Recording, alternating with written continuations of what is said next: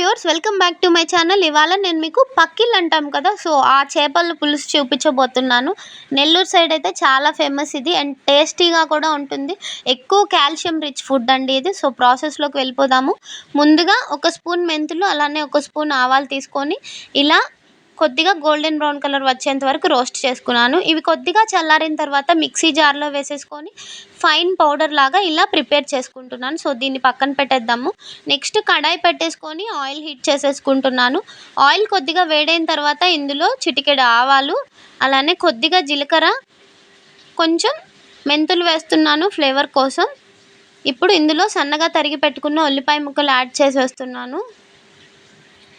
ఉల్లిపాయ ముక్కలు కొద్దిగా బాగా వాడ్చుకున్న తర్వాత వేసుకుందామండి కరివేపాకు, టమోటా. సో ఇప్పుడు టమోటా అలానే కరివేపాకు కూడా వేసేస్తున్నాను. ఇవి కూడా ఒక 2-3 మినిట్స్ బాగా మగ్గేంత వరకు రోస్ట్ చేసుకుందాము. ఇవి బాగా మగ్గిపోయాయండి. ఇప్పుడు కొద్దిగా పసుపు వేస్తున్నాను. అలానే నెక్స్ట్ రుచికి సరిపడినంత ఉప్పు వేసుకుందాము. నేను ఇక్కడ రాళ్ళ ఉప్పు వేస్తున్నానండి. టేస్ట్ చాలా బాగుంటుంది సాల్ట్ కన్నా కూడా. అలానే రుచికి సరిపడినంత కారం వేస్తున్నాను. చేపల పులుసు అంటే కారం ఎక్కువగానే పడుతుంది, సో నేను ఎక్కువ కారం వేసుకున్నాను. ఇలా అంతా కలిసిపోయేలాగా మిక్స్ చేసుకుందాం. ఫ్లేమ్ లోలో పెట్టేసుకోండి. ఇప్పుడు కొద్దిగా just half tea glass water పోస్తున్నాను. ఇలా వాటర్ పోసేసుకున్న తర్వాత అంతా ఒకసారి ఇట్లా మిక్స్ చేసేసుకుంటున్నాను.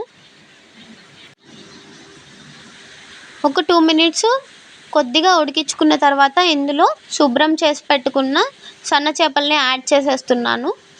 చూసారు కదా, ఇవే అండి. చాలా టేస్టీగా ఉంటాయి. చాలామందికి ఇష్టం కూడా ఇవంటే. మీలో ఎవరెవరికి ఈ చేపల కూర అంటే ఇష్టమో నాకు కామెంట్ లీవ్ చేయండి. ఇలా చేప ముక్కలను అంతా వేసేసుకొని ఒకసారి అంతా కలిసిపోయేలాగా కారం అంతా పట్టించుకునేలాగా ఇలా మిక్స్ చేసేసుకుంటున్నాను. చూసారా, అంతా కలిసిపోయింది. ఇప్పుడు నెక్స్ట్ చింతపండు పులుసు యాడ్ చేయాలండి. నేను ముందుగా చింతపండు నానబెట్టుకున్నాను. సో ఇలా స్క్వీజ్ చేసేసుకుంటున్నాను. ఈ పొట్టునంతా పక్కన వేసేసుకొని ఈ రసాన్ని ఇప్పుడు కర్రీలో యాడ్ చేసేసుకోవాలి. ఇప్పుడు ఇందులో యాడ్ చేసేస్తున్నాను. సో చింతపండు పులుసు కూడా యాడ్ చేసేసుకొని ఒకసారి కలిపేసుకుందాం. మరీ రఫ్గా కలపద్దండి, చేపలు అనేవి విరిగిపోతాయి. జస్ట్ ఇలా సింపుల్గా ఒకసారి మిక్స్ చేసేసుకుందాము. మూత పెట్టుకొని ఒక 15 నిమిషాలు లో ఫ్లేమ్లో చక్కగా ఉడికించుకున్నామంటే మనకి బాగా ఉడికిపోతాయండి. చేపలకంతా ఉప్పు కారం బాగా పడుతుంది. సో చూసారు కదా, మూత తీసాను, చక్కగా ఉడికిపోయిందండి. ఇప్పుడు ఇందులో మనం ముందుగా మిక్సీ జార్లో వేసుకున్న పౌడర్ని 1.5 స్పూన్ వేస్తున్నాను. ఇదే అండి మెయిన్ ఇంగ్రీడియంట్.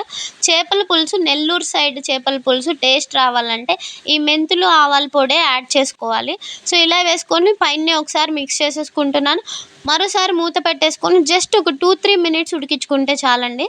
సో మూత తీసేస్తున్నాను. అంతే అండి, చాలా ఈజీగా ప్రిపేర్ చేసుకునే చేపల పులుసు అనేది రెడీ అయిపోతుంది.